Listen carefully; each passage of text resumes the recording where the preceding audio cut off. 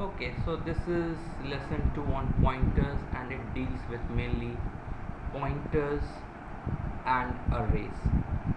So this code we will try to discuss, where first we need to understand how is array stored in memory. Next thing is what pointers do to them, and what does all different ways of manipulating and getting which indexes of pointers. So we will all see slowly in this example. So let's run this code. So we come to this line and it's executed. So we have now three pointers are there, so they are now pointers to integers, as we can see.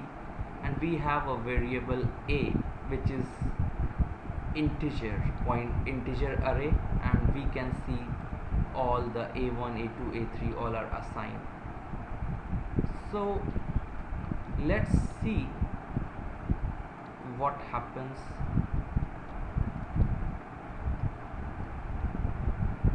with pointers. So we see in the first line, so it is integer array, so it will be basically 10 variables will be stored here. So a0, a1, a2, a3, a4, a5, like this. So this is a of 0, this is a of 1, so this is a of 2, like that. This value is 1, 2, 3, 4, 5, 6, and it will go up to 10. So now what I say, so this is an array and it is stored in contiguous memory locations.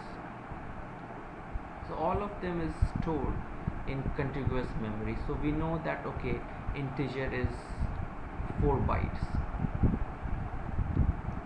So let's say a0 is at 1000.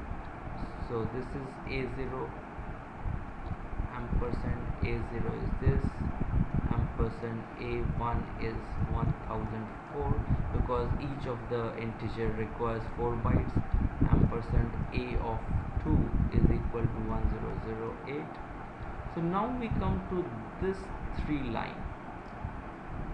So what we see is that we have now 3 pointers. So we saw that, okay, to declare pointers, so we have to define the type, data type int.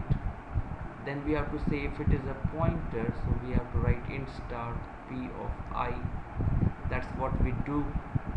And then let's look now. So this is a pointer variable, so it needs to be assigned address of a integer variable. So now a5 is an integer variable whose value here is 6, and let's say now it is stored in some memory location, and so pi1 is assigned ampersand of a5, and let's say if it was stored at 1028, so this will be the location that will be stored at pi1. So now let's see what is this notation. pi2 is equal to a plus 3.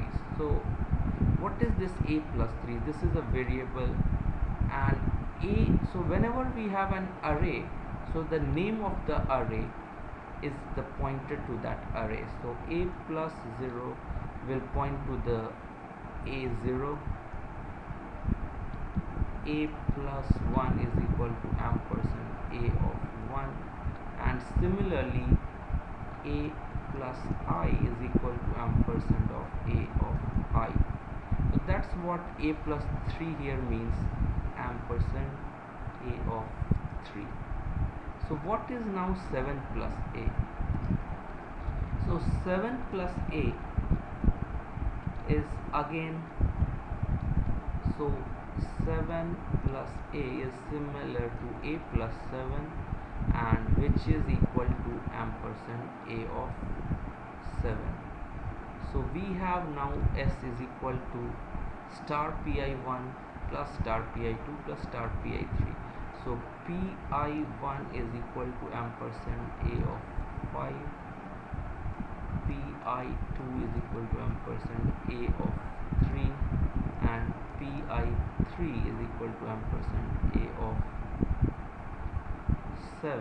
So s is equal to a of 5, which is 6, plus a of 3, which is 4, plus a of 7, which is 8, which becomes equal to 18, and this should be printed. So now let's try to debug this code. So we run this. So we have pi2 is equal to a7, and so start pi2. So after executing this line, star pi2 becomes 4, which is a of 3. pi3 is 7 plus a, so it becomes pi3 will become 8, and so we print the value and let's see the output. So it prints 18, which is shown here. So this was about pointers that we need to understand. So this ends our second programming lecture on